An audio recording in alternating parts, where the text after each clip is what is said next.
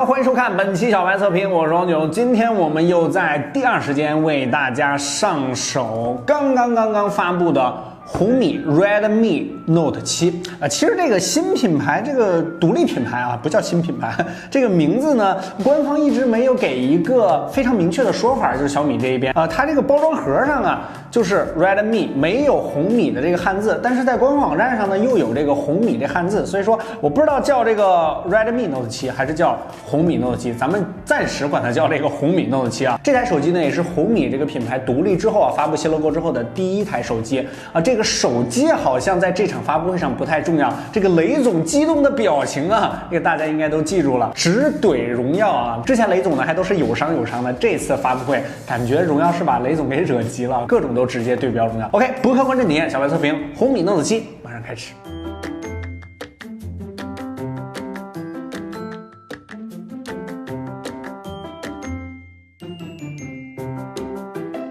小白优品品质二手自营商城，3天物流退货，180天保修。小程序搜索小白优品，马上上车。全品类手机和配件全场新年聚会，小白优品只为价值买单。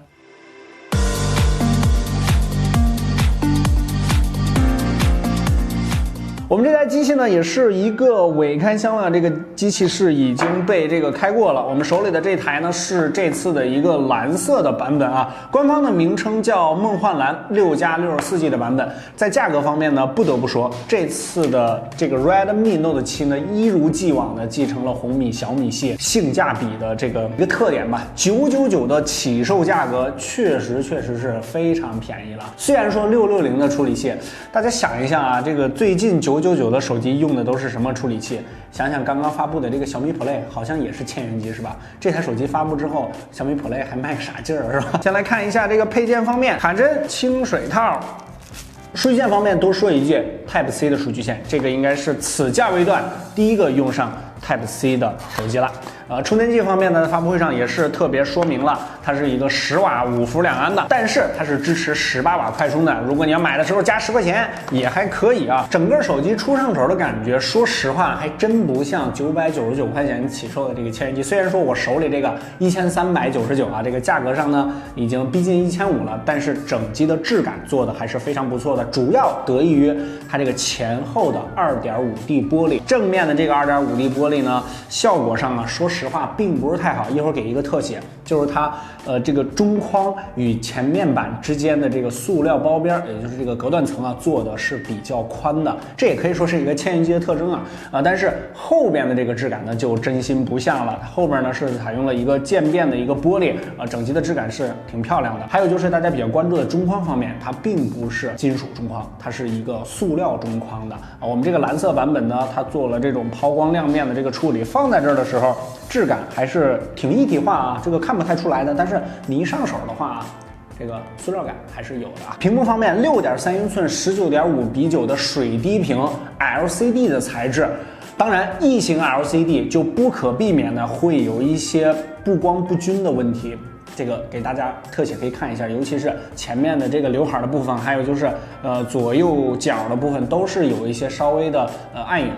这个问题呢，我们在荣耀 V20 这期视频里呢跟大家详细解释一下啊。大家看到这期视频的时候，荣耀 V20 呢应该就快上线了，那期视频直接给大家说结果啊。异形屏的 LCD 在目前的工艺下都是会有一些暗角或者说阴影不光不均这个问题。我手上这台 Note 7呢也是存在这一个问题的基本上呢，你买异形屏的 LCD 屏的手机，你就要做好这个准备，基本上就这个样子啊。OK， 虽然说是 LCD 的屏幕啊，再多说一句，它有一个小米这个阳光屏，也就是能这个增加25%的亮度到550尼特啊，这个功能呢还是比较实用的。让 LCD 没有这个峰值亮度这个功能，有这个算是有一个弥补吧。先跟大家串一遍 Note 7这次的这几个卖点。首先是电池方面，4000毫安是一个大电池，但是它是8.1毫米，整个手机拿上手啊，虽然说是186克，但是整个的体积我觉得是可以接受的，没什么太大问题。6.3寸嘛，这屏幕也是不小的啊，4000毫安时的电池，给你心理上面一个保证。另外呢，就是在摄像头方面了，摄像头方面是一个4800万来自三星的 GM1， 这个不是 MX586啊，而且在发布会上呢，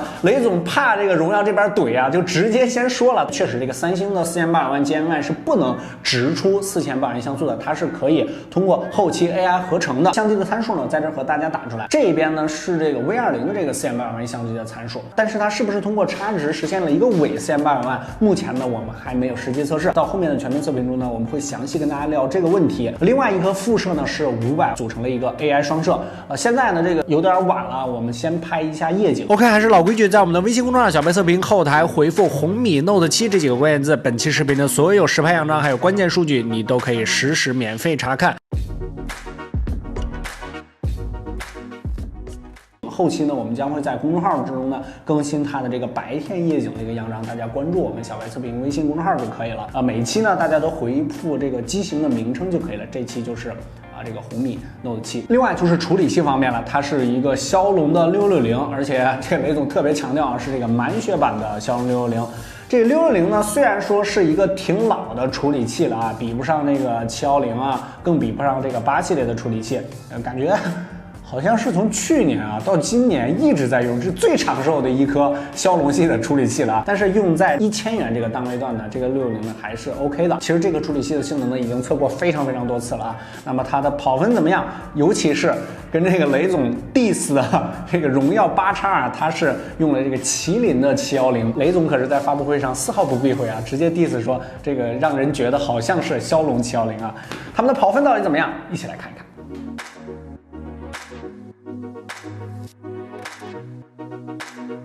关于红米 Note 7实测数据，我们也会第一时间更新到我们的小白测评微信数据库里边，在我们的微信公众号都能实时查看。小白测评微信公众号，做你的实时选机数据助手，赶紧扫码上车。其他的小功能点上呢，比如说3.5的耳机孔是得以保留的，而且是还有红外。大家比较关心的这个正面的颜值上，我这上手了一会儿啊，这个说实话，这个下巴还是比较宽的，这两边是可以接受的啊。这个额头呢，也是有一点点的宽度。在这多说一句，就是它的边框的尺寸呢是3个尺寸，两侧是等宽的，上边是一个宽度，下边又是一个宽度。大家可以对比一下，荣耀8X在正面的颜值上确实荣耀8X要更胜一筹，但是也必须强调，在价格上啊，这个荣耀8X呢4+64G 的是1399元，它用的是麒麟710的处理器，跟这个660的满血版呢还要稍微差那么一点意思。目前1000元档位的这几款机器呢比较热门的，比如说这个 OPPO K1、vivo Z3，还有这个魅族的 Note 8，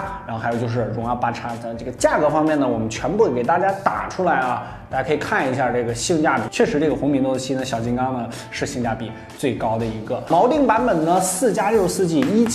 1199元，这个是我个人觉得最值得推荐购买的吧。咱们来看一下卡槽方面。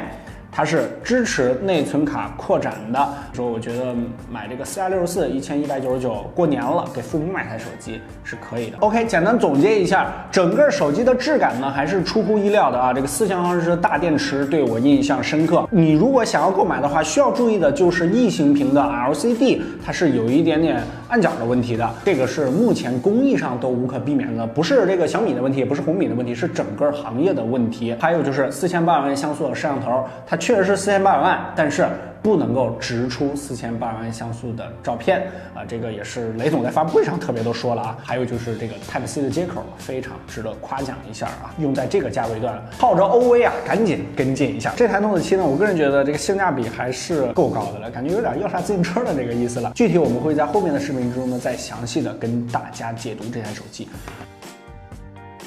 大家可以持续关注我们的微信公众号小白测评，每日新鲜资讯，每日语音，每天我在那儿和大家聊天。还有就是我们的新浪微博小白 MTX。OK， 这期视频就先跟大家聊到这儿，不客观真点，小白测评，我们下期视频再见，拜拜。你应该是在等片尾彩蛋是吧？彩蛋没有，但是核桃有一个。